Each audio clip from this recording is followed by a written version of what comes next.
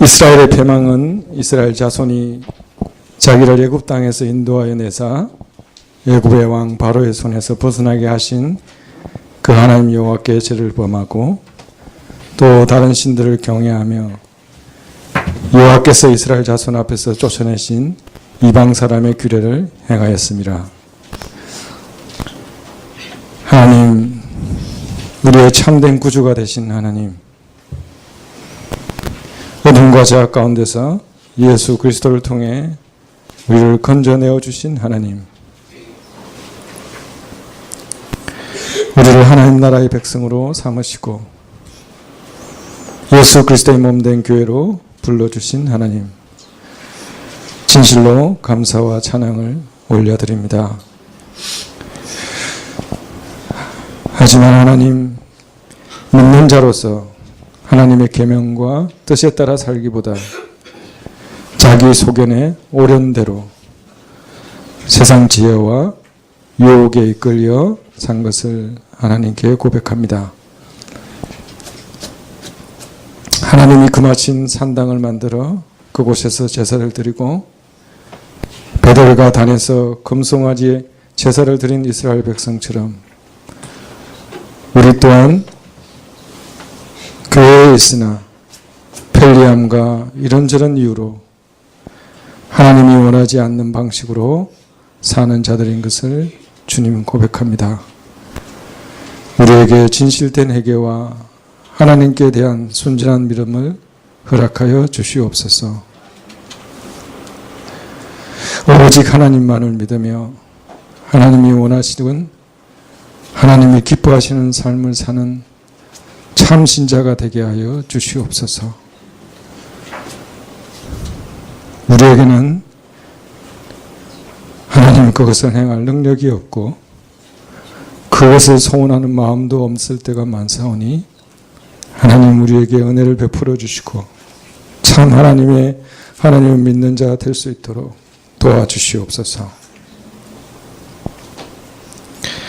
이스라엘 왕들에 대한 거듭되는 하나님의 징계와 심판과 북이스라엘과 남유다의 패망을 가까이서 눈으로 보고도 돌이키지 않는 이스라엘의 백성과 같이 되지 않게 우리에게 깨닫는 영과 회개의 영을 하나님 허락하여 주시기를 간절히 구합니다.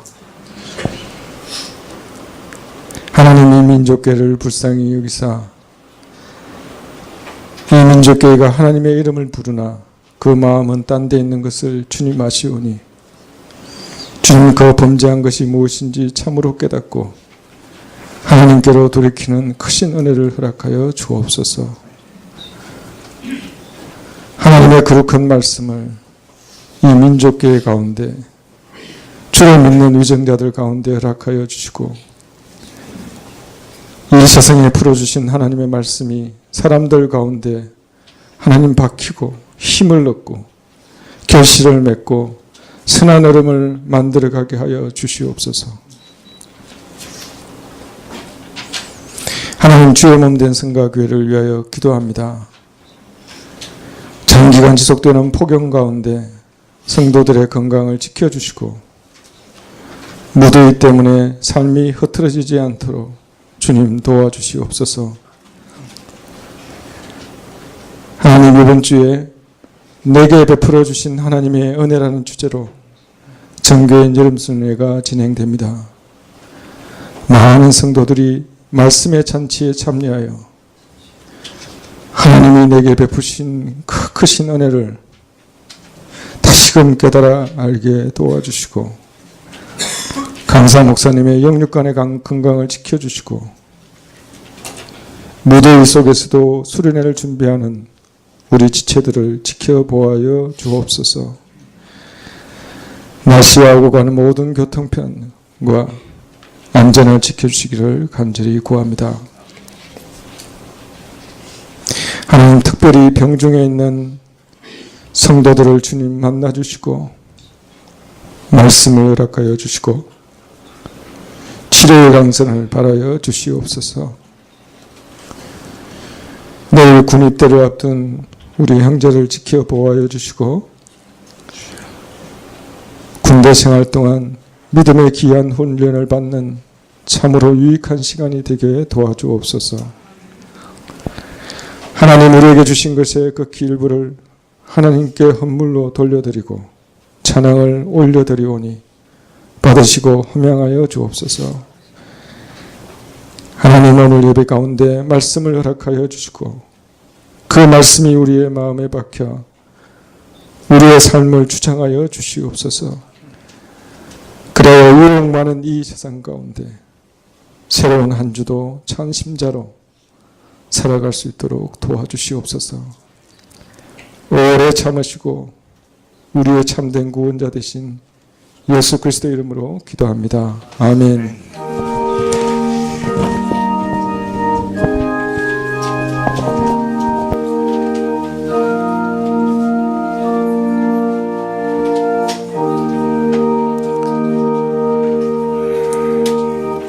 이 말씀은 디모데후서 4장 1절과 2절까지만 봉독해 드리겠습니다. 신약 346쪽입니다. 디모데후서 4장 1절과 2절입니다.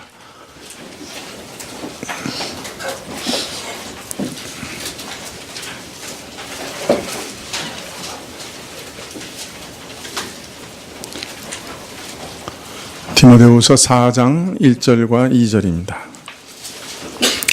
신약 346쪽인데요. 찾으신 줄 알고 봉독해 드리겠습니다. 하나님 앞과 산자와 죽은 자를 심판하실 그리스도 예수 앞에서 그의 나타나실 것과 그의 나라를 두고 엄히 명하노니 너는 말씀을 전파하라. 때를 얻든지 못 얻든지 항상 힘쓰라. 범사에 오래 참음과 가르침으로 경책하며 경계하며 권하라. 예.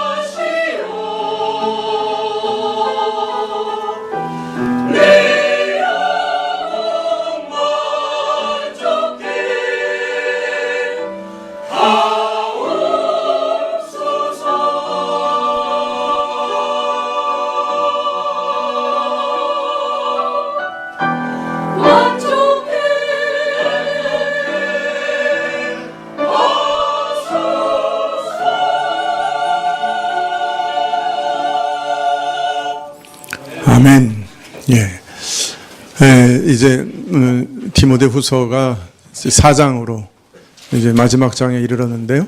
4장에 들어가기 전에 지난 디모데후서 전체 내용을 아주 짧게 한번 생각해 보려고 합니다. 먼저 바울은 자신이 사형 선고를 받고 이제 곧 죽음에 이를 것을 알았습니다. 죽음이 임박한 것을 알았고 로마 제국의 핍박은 날로 강해지고 있었습니다. 교회 안에 이단이 일어나 아주 고통스러웠죠. 이런 가운데 바울은 자신의 후계자로 디모데를 세워 그가 떠난 후에 교회 일을 부탁하고자 하였습니다. 바울이 누구보다 먼저 디모데를 지목한 것은 그의 진실된 믿음을 기억하였기 때문이었죠. 바울은 먼저 디모데를 이게 권면하되 이런 모든 험악한 환경 가운데 위축되지 말고 처음 안수받을 때 그 복음 전도의 직분과 은사를 부릴 듯 하여서 환경과 고난에 위축되지 않고 복음을 전하라 이렇게 명하고 있습니다. 그리고 부탁하기를 이미 받은 복음의 그 원형을 잘 보존하고 또 그것을 지켜달라고 부탁합니다. 그리고 2장에서는 이 복음을 지키는 데 그치지 않고 오고 오는 세대, 다음 세대에 전달해 줄 것을 또한 부탁하지요. 그리고 교회 내에서 여러 가지 사역하는데 구체적인 지침을 가르쳐 주되 특별히 거스르는 자들에 대해서 말하면서 저들과 일절 말다툼을 하지 말라고 엄히 경계합니다. 이어서 3장에서는 교회 내 어려운 상황이 하루 이틀 만에 끝날 것이 아니라 끊임없이 이어질 것이라고 예언합니다. 여러 번 어려운 시기들이 닥칠 것이요. 또 그것은 경건의 모양은 있으나 경건의 능력이 없는 위선자들이 교회의 침투에 들어올 것이기 때문이라. 이들은 믿음 연약한 자들을 유혹하여 범죄하게 할 뿐 아니라 심지어 진리를 대적하기조차 할 것인데 이처럼 속이고 속는 일이 이어지는 혼란스럽고 혼탁한 시대에 너 디모데는 지금까지 배우고 확신한 것 내가 오늘까지 배운 그 복음에 머물러 떠나지 말라. 그리고 무엇보다 성경을 붙잡으라. 이렇게 권면합니다. 성경은 사람의 생각과 뜻과 말을 적은 것이 아니요 하나님의 감동으로 받아 적은 하나님의 말씀이요 믿음으로 구원에 이르는 지혜를 깨닫게 하니 교회에서 가르치며 잘못을 지적하며 바로잡으며 의로 교육하는 일에 있어서 이 성경보다 더 유익한 것은 없다 하고 말씀합니다. 특히 교회를 가르치고 돌보는 목회자로 하여금 능히 그 선한 직무를 감당할 수 있도록 온전한 준비를 갖추게 하는 것도 이 성경이다라고 일깨우십니다. 그리고 이제 오늘 4장에서는 디모데에게 처음 말씀하셨던 그 말씀을 다시 하시되 복음 전도자로서 받은 사명을 다시금 일깨우고 계십니다. 하나님 앞에서 산자와 죽은 자를 심판하실 그리스도 예수 앞에서 그의 나타나실 것과 그의 나라를 두고 엄히 명하노니 너는 말씀을 전파라고 말씀하십니다. 바울은 먼저 하나님과 산자와 죽은 자를 심판하실 그리스도 예수 앞에서라고 말씀하고 있습니다. 하나님 앞에서 천지를 지으시고 천지를 다스리시는 하나님 앞에서 산자와 죽은 자를 심판하는 그리스도 예수 앞에서 엄히 명령하신다. 이렇게 말씀하시니 이 명령의 엄중함을 가히 짐작할 수 있습니다. 산자와 죽은 자, 살아 눈앞에 있는 세대뿐 아니라 이미 죽어 사라진 과거의 모든 세대도 다시 불러내어 심판하실 권세를 가지신 그리스도 앞에서 이처럼 명령하시는 것이니 얼마나 엄숙한 명령인가 생각하기 어려울 정도입니다. 더욱이 그가 나타날 것과 그의 나라를 두고 엄히 명한다고 덧붙이고 있습니다. 즉 예수님께서 다시 오실 것, 재림하실 것, 재림하사 모든 대적 세력, 모든 영적인 대적 세력, 모든 권세와 능력을 멸망시키시고 최후에는 사망까지 발아래 두신 다음에 그 나라를 아버지께 드릴 일을 염두에 두고 즉 재림과 심판과 하나님 나라의 완성을 염두에 두면서 모든 사람들의 행실과 삶을 심판하시고 또한 영계 대적들을 멸하시고 심판하시는 그 일 앞에서 명하노니 참 얼마나 중요한 의미심장한 명령입니까? 그 안에 담긴 깊은 뜻의 깊이를 굳이 말할 필요가 없겠지요. 자, 그런데 도대체 무슨 명령이에 이렇게 엄중한 명령을 하시는가? 그 명령이 얼마나 대단한 것인가? 산자와 죽은 자는 심판하실 일과 모든 대적과 사망까지 멸하실 일을 염두에 두고 명하시는데 그 명령의 내용이 무엇인가? 가만히 살펴보면 매우 뜻밖이에요. 단 한마디입니다. 말씀을 전파하라. 이렇게 말씀하십니다. 바울을 위시하여 여러 사람들로부터 배우고 확신한 바요, 무엇보다 성경에서 배우고 확신한 구원의 지혜, 즉 그리스도를 믿음으로 구원에 이르게 하시는 그 참된 복음을 전파하라 하는 명령입니다. 자, 이런 말씀은 우리가 그처럼 흔히 듣는 그 복음이라고 하는 것이 얼마나 중요한 것인지 역으로 일깨워주는 말씀이시죠. 물론 목회자는 복음을 전하는 자이니 참 이렇게 복음을 중요시하고 또 이것을 전하라고 말할 수밖에 없지 않겠는가 생각할 수 있겠지요. 그러나 복음은 복음을 전하는 전도자에게만 중요한 것이 아니요. 이 땅에 살아있는 모든 사람에게 참으로 중요한 것입니다. 왜냐하면 복음은 하늘과 땅과 만물의 생사와 모든 사람의 생사와 복됨과 저주를 결정하는 것이기 때문입니다. 나중에 복음은 만물을 회복하는 데까지 이른다고 하시지 않습니까?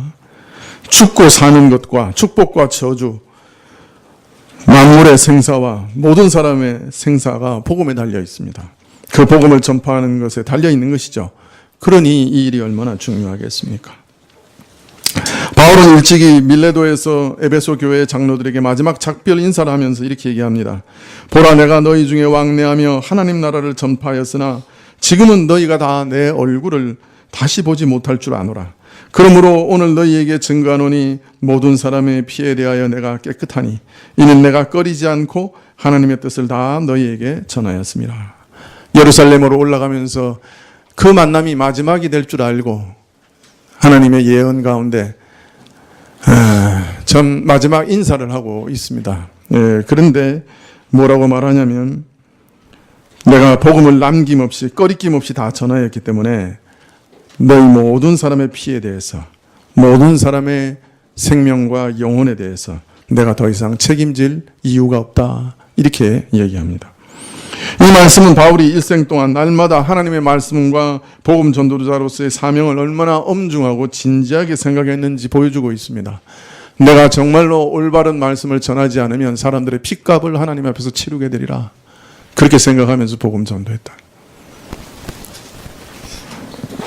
그는 남의 피, 생명과 영혼에 대해 그리스도 앞에 책임져야 할 줄 알고 그리스도의 복음을 전한 것이죠. 그러므로 복음 전한다고 하는 것은 이렇게 중차대한 것입니다. 그 사람의 영원한 생사를 좌우하는 것이기 때문에 복음이 만일 거짓되거나 거기 잘못된 것이 섞여 들어가거나 오해되어서 잘못된 것이 전달된다고 하면 정말 심각한 거죠. 복음은 항상 순전하게 모든 것이 순전하게 전해져야 됩니다. 우리가 밥을 먹는데 반은 밥이고 반은 독이면 어떻게 되겠습니까? 그건 독을 먹는 거죠. 복음을 전하는데 반은 맞는 말이고 반은 틀린 걸 전하면 어떻게 되겠습니까? 그것이 참 심각한 것이에요. 그런데 이 전파하라는 말이 조금 특별한 말입니다. 선포하라, 외쳐 전하라 그런 뜻이지요. 전도자가 하나님의 보내심을 받아 복음을 외치고 선포한다는 그런 뜻입니다. 왜 복음을 사람의 입으로 외치게 하셨을까요? 그 말씀을 듣는 자로 심령을 감동케 하시고 그 음성을 듣고 사람으로 믿어 구원 얻게 하셨을까요? 아니면 성경을 막 대량으로 인쇄해서 막 나눠줘도 되지 않을까요? 아니면 그냥 천사가 와서 복음을 직접 전하면 제일 확실할 것 같은데 왜 사람의 입을 통해서 전파하게 하셨을까요? 그 비밀을 우리가 다 알 수는 없지만 하나님께서는 이 복음 선포를 사람에게 맡기셨습니다. 예수님을 영접하고 예수님을 아는, 그래서 예수님의 복음의 은혜를 직접 체험한 인격체에게 맡기신 거죠. 천사에게 맡기지 않으셨어요. 칼빈은 이 신비에 대해서 이렇게 얘기합니다. 아마도 하나님께서 우리에게 상 주시기를 원하셨는 모양이다. 사실 하나님이 다 전하시는 거고 우리는 거기 도구에 불과하지만은, 그런 하나님께서 우리를 왜 쓰시는가? 아무리 생각해봐도 그 이유가 별로 생각이 안 났단 말이에요. 제 기억하기로는 칼빈은 아마도 우리에게 상 주시려고 그러시는가 보다. 그렇게 얘기했어요. 하나님께서는 이처럼 그리스도를 아는 자, 아직 연약에 쌓여 있고 아직 부족하고 참 아직 덜 떨어진 그런 사람을 통해서 이 복음을 전하게 하셨어요. 그래서 어떤 면에서 이 사람 때문에 복음의 그 진리와 아름다움이 가려지는 때가 또 얼마나 많아요. 특별히 한국교회 이 목사님들 참, 최근에는 장로님들도 신문에 나오네요. 어제는 장로님이 나왔더라고. 그래서 내가 한숨 쉬었어요. 그래도 목사가 안 나와가지고. 그런데 문제예요. 요새는 저 목사님들 계속 나오다가 이제 장로님들까지 나오면 어떻게 감당을 하는 거예요? 참 신문에 아름다운 일로 오르내리지 않고 참 수치스러운 일로 오르내리는 것을 볼 때, 참 복음을 전해야 되는 사람의, 그 사람으로 인해 복음의 영광이 참 많이도 가린다, 그런 생각을 합니다. 자, 바울은 근데 이 사실을 이렇게 설명합니다. 고린도전서 1장 20절 이하에 보면, 지혜 있는 자가 어디 있느뇨? 선비가 어디 있느뇨? 이 세대의 변사가 어디 있느뇨? 하나님께서 이 세상의 지혜를 미련케 하신 것이 아니뇨?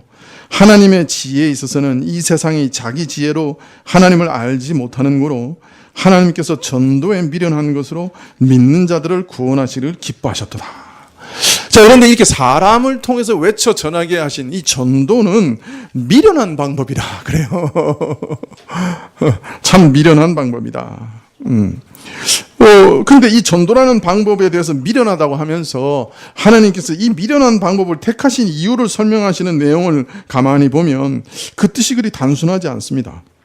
하나님께서 왜 이렇게 미련한 방법을 사용하시느냐, 그 이유를 설명하시되, 복음은 세상의 지혜의 차원을 뛰어넘기 때문이라 그래요. 여기 선비가 어디 있느냐, 여기 변사가 어디 있느냐, 우리말에는 이렇게 돼 있는데, 그냥 요즘 말로 번역하면 학자가 어디 있느냐, 이론가가 어디 있느냐, 이렇게 달변가가 어디 있느냐, 이렇게 번역하는 게 좋을 거예요. 쉽게 말하면, 요새 말로 말하면 뭐라 그래요? 엘리트들, 뭐라 그래야 돼요? 지적으로 아주 뛰어난 사람들, 그런 엘리트들을 얘기하는 거예요.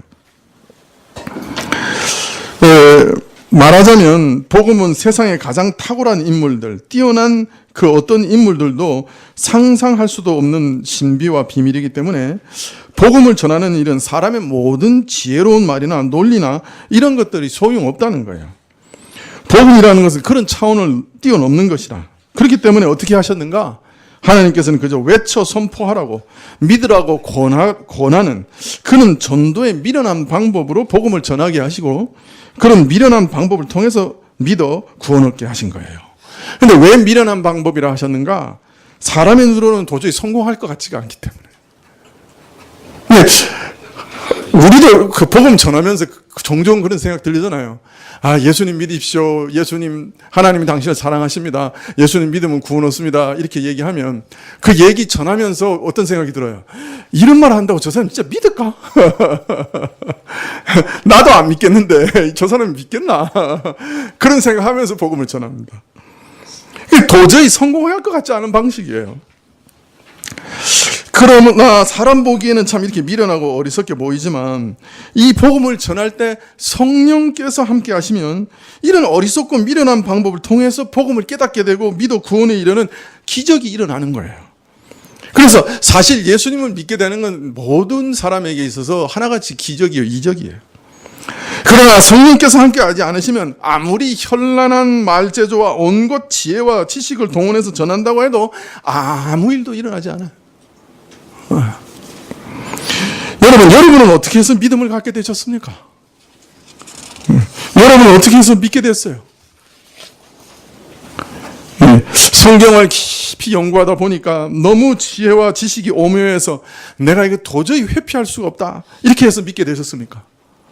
그 베너라고 하는 소설을 쓴 분이 처음에는 자기 친구들이 그 다 유명하고 지식 있고 그 참 뛰어난 학자들이 예수님을 믿는 걸 보고, 아니 이 광명천지에 이 세대에 아직도 이런 촌스러운 걸 믿는 사람이 있나, 이 사람들을 좀 더 일깨워줘야 되겠다 생각하고 성경 가운데서 예수님이 없다고 하는 것을 증명하기 위해서 성경을 읽기 시작했어요. 그래가지고 예수님을 믿지 말아야 될 이유를 책을 쓰면서 제목 1, 그래서 첫 번째 챕터는 완성해놓고 두 번째 챕터에서 이제 성경에 대해서 이제 낱낱이 이제 반론을 펴려고 성경을 읽다가 코너에 몰렸어요. 그래서 나중에 예수님 믿었어요. 네, 그래가지고 자기 처음 쓴 책은 1장과 2장에서 그만뒀고, 그 다음에 자기가 예수님 믿게 된 감격을 뭔가 표현하고 싶어가지고 소설을 썼어요. 그게 베너입니다. 그렇게 믿는 사람도 있어요. 성경을 반박하려고 하다가 성경을 읽다가 코너에 몰려가지고 항복한 거죠. 또 어떤 사람은 글쎄 다른 사람의 참 그 사람이 상상할 수도 없는 그런 그 행위를 보고 그 예수님 믿는 그런 사람도 있을지도 몰라요. 그 우리 손영원 목사님 같은 경우는 제가 애양원이라고 한 30년 좀 넘었죠. 거기 문둥병자들 한 2,000명 모여서 사시는 그런 곳인데 순천에 있습니다. 거기 가서 그 애양원 처음 만드신 그 손영원 목사님 간증을 내가 들었는데, 부산에서 처음에 그 문둥병자들 모아서 이렇게 치료하시고 돌보시고 그랬대요. 근데 부산 병원에 하루는 그 문둥병자 그 허벅지에 그냥 고름이 가득 차가지고 그냥 그 허벅지 자체가 막 썩어 들어가는 거예요. 근데 의사들도 손도 못 대고 그냥 이러고 있으니까 손양원 목사님이 그거 보다가 그냥 그 냄새 나는 걸 입으로 다 빨아냈다. 문둥병자는요, 이게 같이 가까이 가기만 해도 그 송장 썩는 냄새가 나요. 여러분 경험해 보신 분은 아는데.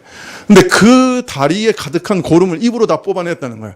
그거 보고 거기 있던 문둥병자들이 손양원 목사님 다 따라와가지고 애양원 만들었다는 거예요. 그게 첫 계기가 됐다는 거예요. 손양원 목사님은 공산주의자들이 여순 반란 사건인데 그 아들 둘 다 총살시켰는데 그 총살시킨 그 같은 반 아이를 갖다가 그 이승만 대통령한테 부탁해가지고 사형을 면하게 하고 자기 양아들로 삼았잖아요. 그런 모습을 보고 참 충격을 받아서 예수님 믿는 사람이 생겼는지도 모르죠. 그런 문둥병자들 중에 그런 일들이 많이 있었겠죠.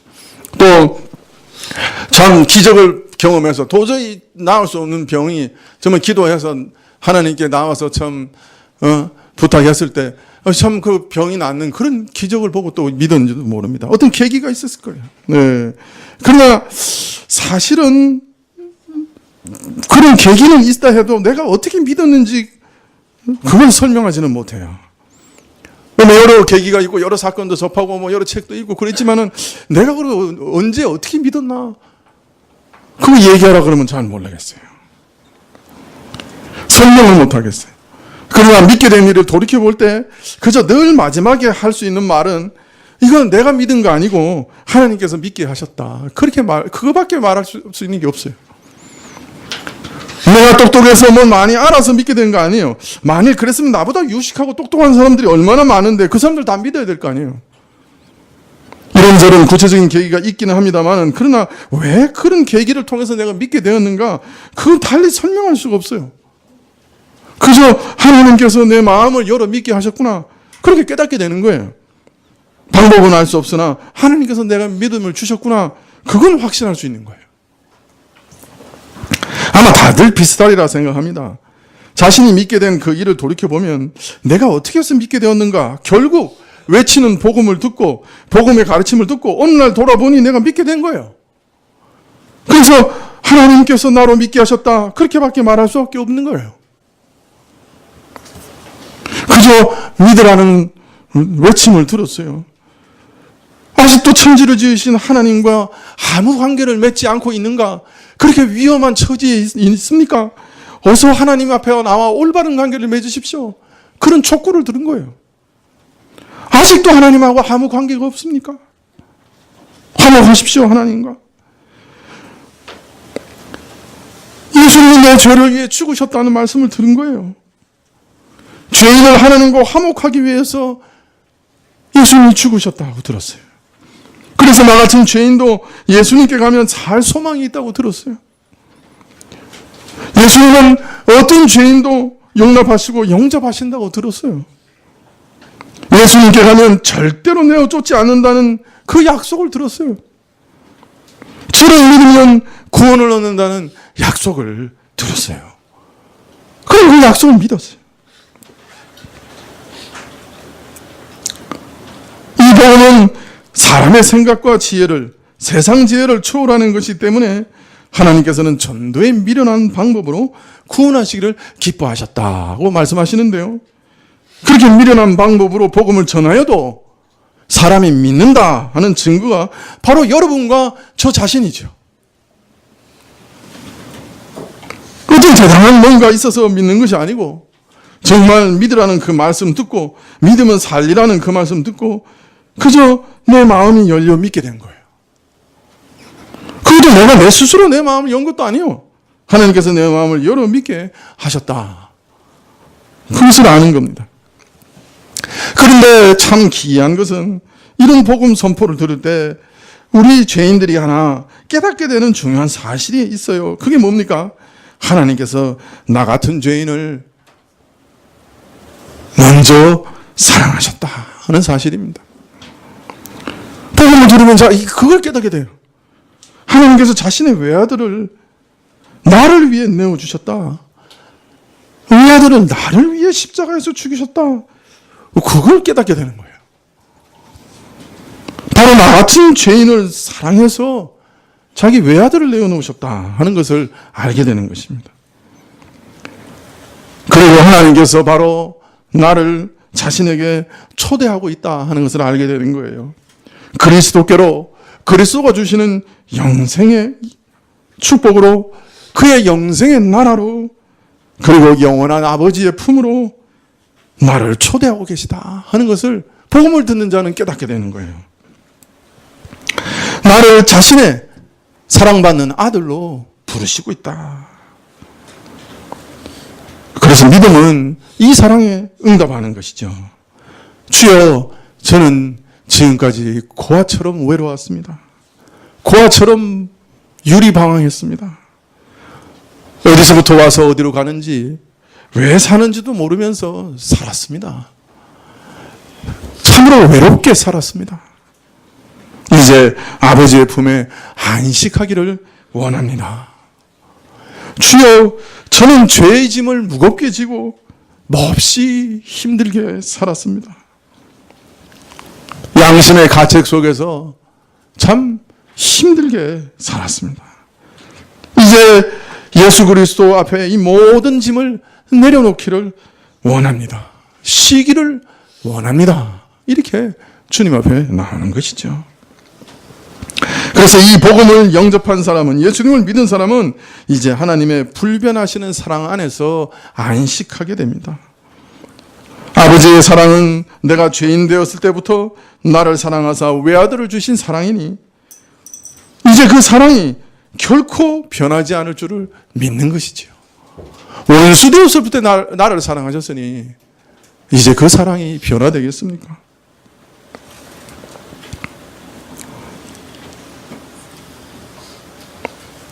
어느 곳에 있든지 어떤 사랑의 상황에 처하든지 그 사랑이 우리에게 기쁨과 자유함을 줍니다.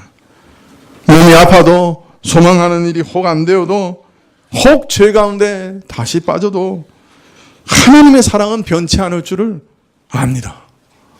내가 이전에 그 원수 가운데 원수였을 때도 나를 사랑하셨으니 그 사랑이 변화되겠는가? 과거만 그랬던 것이 아니고 현재에만 그러는 것이 아니라 미래에도 마찬가지입니다. 그래서 바울이 로마서 8장 38절 39절에서 고백한 것처럼 나도 고백할 수 있습니다. 나는 확신합니다. 죽음도 삶도 천사들도 권세자들도 현재일도 장래일도 능력도 높음도 깊음도 그 밖에 어떤 피조물이라도 나를 우리 주 예수 그리스도 안에 있는 하나님의 사랑에서 끊을 수 없습니다. 바울의 이 고백이 내 고백이 됩니다. 그래서 복음을 깨닫고 하나님의 이런 사랑을 알게 된 성도들은 이렇게 말합니다. 왜 나를 이렇게 사랑하십니까? 왜 나에게 이런 감당할 수 없는 은혜를 주십니까? 하나님의 사랑을 생각하면 왜라는 물음밖에 나오지 않는 것이죠. 이런 감정을 시편 8편 기자는 이렇게 노래했습니다. 사람이 무엇이간데 주께서 저를 생각하시며 인자가 무엇이간데 주께서 저를 권고하시나이까. 사람이 무엇이기에 주님께서 이렇게 사랑하여 주시며 사람이 무엇이기에 주님께서 이렇게 돌보아 주십니까? 그런 뜻입니다. 사람이 무엇이간데 주께서 저를 생각하시며 인자가 무엇이간데 저를 권고하시나이까. 찬양이 나오는 거예요. 마음에서부터 찬양이 나오는 거예요. 사람이 무엇인데? 왜 나를 사랑하십니까? 벌레와 구더기 같은 인생인데요.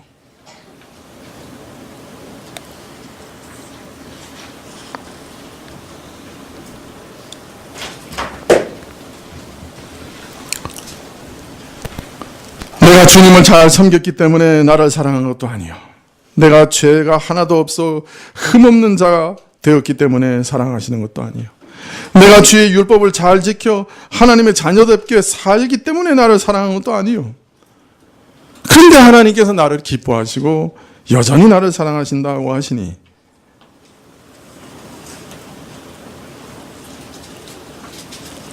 왜 나를 사랑하십니까? 감격하여 되묻게 되는 것입니다. 놀랍고 신비할 뿐이죠. 사실 복음은 이 신비한 하나님의 사랑을 소개하고 이 하나님의 사랑으로 죄인들을 초대하는 것이라 할 수 있습니다. 이것이 전도입니다. 이 하나님의 은혜와 사랑의 맛을 경험한 사람이라면 그렇게 할 수밖에 없습니다. 왜냐하면 이 사랑을 나만 누릴 수는 없기 때문이죠. 이 엄청난 하나님의 사랑을 나만 누릴 수 없기 때문이죠. 만약 그렇다면 내가 저주를 받을 거예요. 지금도 변치 않고 나를 사랑하시는 주님의 사랑은 나를 위한 사랑만이 아니야. 아직 주님을 믿지 않는 수많은 사람들을 향해서도 열려 있고 그들도 하나님이 사랑하시기 때문에 입을 닫을 수가 없는 거죠. 비록 사람의 말로 다 설명할 수도 없고 또 사람의 말로 설득할 수도 없을지라도 논쟁으로 이길 수도 없을지라도 복음은 설명도 설득도 논쟁으로 전할 수도 없지만 그러나 우리는 초대하는 것입니다. 하나님의 사랑으로 초대합니다. 영생으로 초대합니다. 영생의 나라로 그리고 이 모든 것을 주시는 그리스도께로 초대하는 겁니다. 하나님의 사랑으로 영생의 나라로 그 모든 것을 주시는 그리스도께로 사람을 인도하는 것입니다. 와서 그리스도가 누군지 좀 보십시오. 그리스도를 한번 만나보십시오. 제가 내 인생에 가장 귀중하고 소중한 것을 주셨습니다. 제가 조건 없는 사랑을 주셨습니다. 온전한 용서를 주셨습니다. 그처럼 나를 용납한 분이 없었습니다. 내 인생의 진정한 기쁨을, 안식을 그가 주셨습니다. 저를 만나보지 않으시겠습니까? 이것이 전도입니다.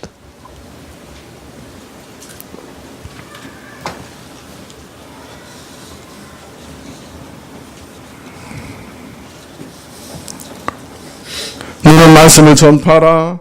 때를 얻든지 못 얻든지 항상 힘쓰라. 범사의 오래 참음과 가르침으로 경책하며 경계하며 권하라. 때를 얻든지 못 얻든지 항상 힘쓰라. 말씀을 전파라. 형편과 사정이 복음을 전하기에 유리하고 순탄하여 편할 때도 있을 것이나 모든 일이 전도를 가로막아 방해하기 때문에 어렵고 힘든 때도 있을 것을 알리는 말씀이라 할 수 있습니다. 거짓 미혹으로 진리를 가리고 혼탁하게 하려는 시험이 끊임없이 닥치며 날이 갈수록 상황은 더 악화되리라 하였으니 복음 전도의 상황이 세월의 흐름에 따라 점점 개선되어 복음 전파에 유리하게 될 것이라, 복음을 전하는 상황이 수월해질 것이라 그렇게 기대하기는 어렵습니다. 따라서 때를 얻든지 못 얻든지 항상 힘쓰라는 말씀은 사정과 형편이 어떠하든지 개의치 말고 순경이든지 역경이든지 너는 마음을 굳게 하여 힘써 복음을 전하라 하는 뜻으로 볼 수 있을 것입니다. 그러나 때를 얻든지 못 얻든지 항상 힘쓰라는 이 말의 좀 더 깊은 뜻은 바로 앞에 말씀드린 내용과도 관계가 있지 않는가 생각이 됩니다. 복음의 신비와 비밀은 사람의 차원을 넘는 것이에요. 복음을 깨달아 알고 믿고 그 사랑을 경험하는 것은 사람이 어떻게 할 수 있는 일이 아니에요. 성령께서 함께 하셔야만 되는 일이기 때문에 오히려 전도자는 사정과 상황과는 상관없이 어느 때 어느 형편이든지 복음을 전할 수가 있는 것이죠. 또 전해야 되는 것이죠. 그래서 때를 얻든지 못 얻든지 항상 힘쓰라 하고 말씀하시는 것이죠.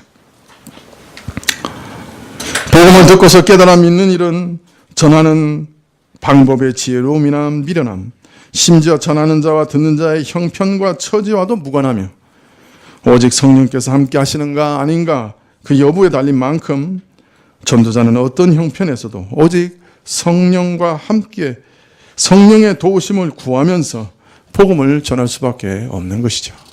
그렇기 때문에 때를 얻든지 못 얻든지 항상 전하라고 말씀하시는 것이죠.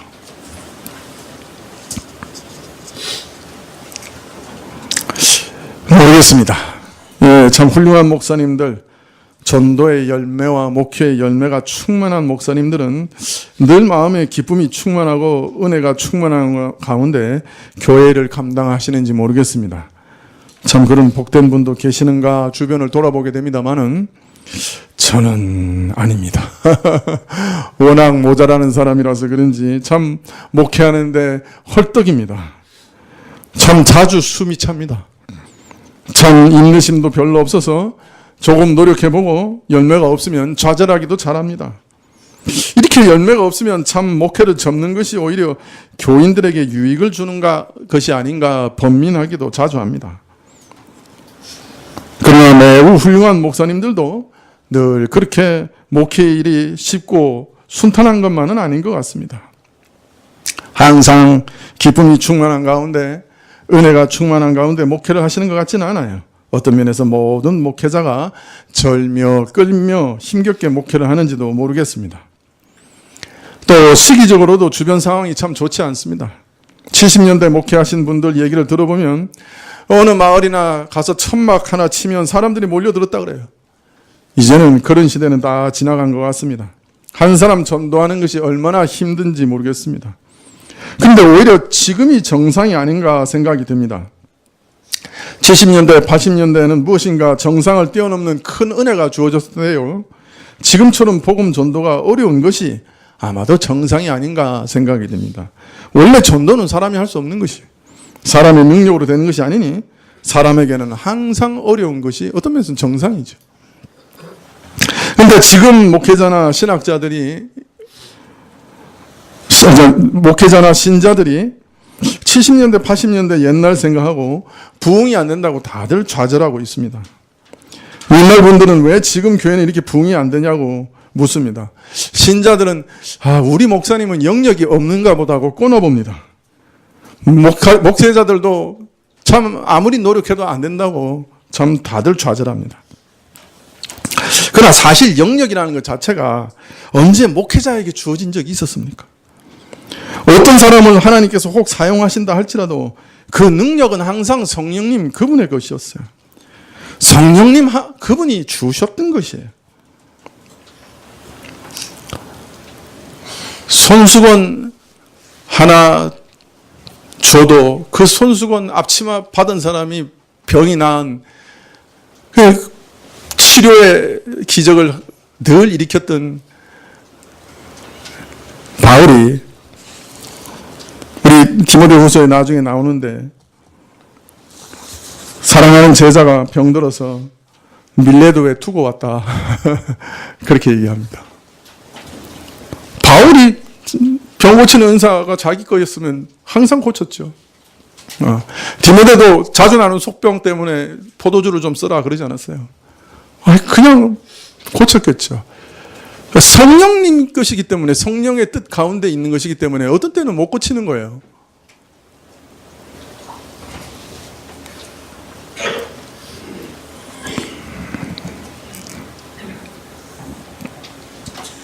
그러므로 우리는 이 사실을 깨달을 때 오히려 소망을 가지고 전도할 수 있죠. 어차피 전도의 성공과 실패는, 즉 전도를 통하여 듣는 사람이 믿고 구원 얻느냐 얻지 못하느냐는 사람의 상황을 벗어나는 일이에요. 사람 능력을 벗어나는 일이에요. 사람을 통하여 그 일을 행하시나 결국 그 일을 행하시는 분은 하나님이시기 때문이에요.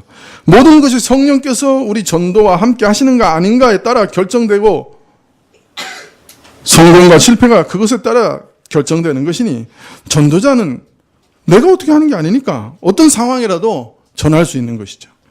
내가 어떤 사람인지 그것과 관계없이 심지어 저같이 부족한 사람이라 할지라도 오직 성령께서 함께 하시면 역사해 주실 것을 믿고 바라고 구하고 그런 마음으로 복음을 전할 수가 있는 것입니다.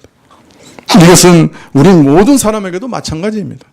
내가 누구든지 간에 많이 알든지 적게 알든지 간에 내가 은혜가 충만하든지 충만하지 않든지 간에 사회적으로 가난하든지 부하든지 간에 아무 상관없어요. 내 상황과 아무 상관없어요. 용기를 내어 성령을 힘입어 전하면 되는 거예요. 내가 경험한 그리스도를 전하면 되는 거예요. 그 사랑에 초청하면 되는 거예요. 이것이 때를 얻든지 못 얻든지 항상 힘쓰라는 말씀의 의미라 할 것입니다. 엘라이저 캐슬이라고 하는 성공적인 의사요 평신도 지도자가 있었습니다. 특히 전도의 사명을 느끼며 병원에서 환자들을 전도하며 언제 어디서나 자신의 존재 이유는 복음 전도라고 고백하였습니다. 어느 날 돈 버는 것보다 전도하는 것이 좋으냐 하는 질문을 받고 이렇게 대답했습니다. 우리는 이 땅에서 나그네가 아닙니까? 나그네 인생에서 영혼 구원보다 더 가치 있고 고귀한 일이 어디 있겠습니까? 전도는 천사도 흠모하는 일인데요. 그러자 그 얘기를 옆에 듣고 있던 부인이 천사도 흠모하는 일이라는 말에 감동을 받고 남편이 그것을 시로 써주기를 요청했습니다. 음악 전공자였던 부인은 그것을 작곡하였던 것이죠. 그래서 부부의 고백으로 탄생한 찬송이 270장입니다. 우리가 지금은 나그네 되어도 화려한 천국에 머저나 가리니 이 세상에 있을 때 주 예수 위하여 우리가 힘써 일하세. 주에게 부탁한 일 천사도 흠모하겠네. 전도는 참으로 귀중하고 또 이 땅에서만 우리가 이 땅에 있는 동안에만 할 수 있는 어떤 면에서는 시급한 일입니다. 그래서 바울은 하나님과 앞과 산자와 죽은 자를 심판하실 그리스도 예수 앞에서 엄히 명하신다고 하셨고 때를 얻든지 못 얻든지 항상 힘쓰라고 권면하고 계신 겁니다. 기도하시겠습니다.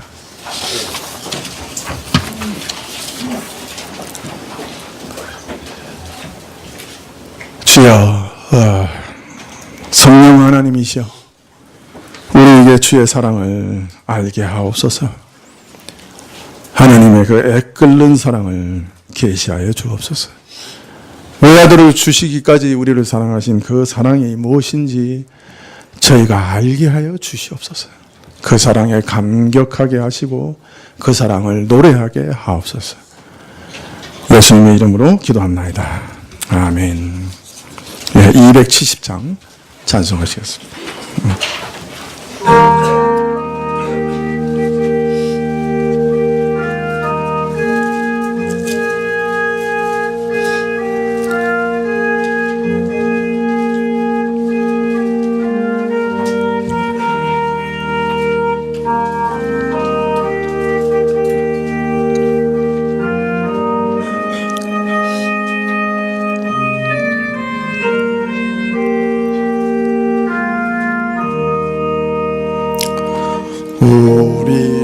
지금은 나그네 되어도 화려한 천국에 머자나 가리니 이 세상 있을 때 주 예수 위하여 우리가 힘써 일하세.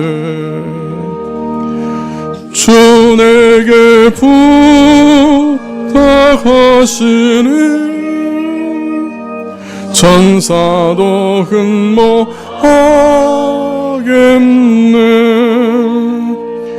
화목해 하라신 구주의 말씀을 온 세상 널리 전하세. 주 예수 말씀이 온 세상 만민들 흉악한 죄에서 떠나라 하시니 이 말씀 듣고서 새 생명 얻어라. 이 기쁜 소식 전하세. 주 내게 부탁하시니 천사도 흠모하겠네. 화목해 하라신 구주의 말씀을 온 세상 널리 전하세.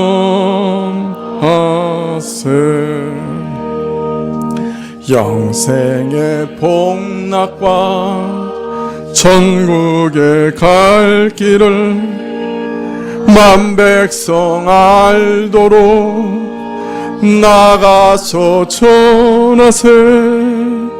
주 예수 말씀이 이 복음 전하라. 우리에게 부탁하셨네.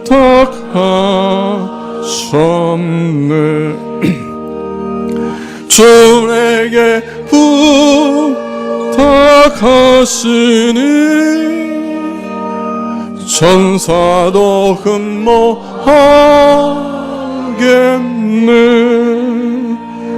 화목해 하라신 구주의 말씀을 온 세상 널리 전하세.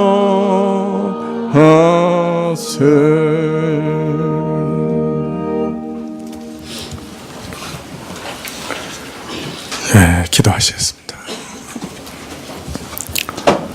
지금 우리 주 예수 그리스도의 은혜와 하나님 아버지의 그 크신 사랑과 이 은혜와 사랑을 깨닫게 하시고 누리게 하시는 성령님의 교통하시고 역사하심이 하나님의 사랑 안에 내 영혼을 던져놓습니다. 하나님, 내가 여기 있는 것 기억하여 주옵소서. 내 영혼을 받아주옵소서. 기도하며 머리 숙인 주의 백성들 위해 지금부터 영원까지 함께 계실지어다. 아멘.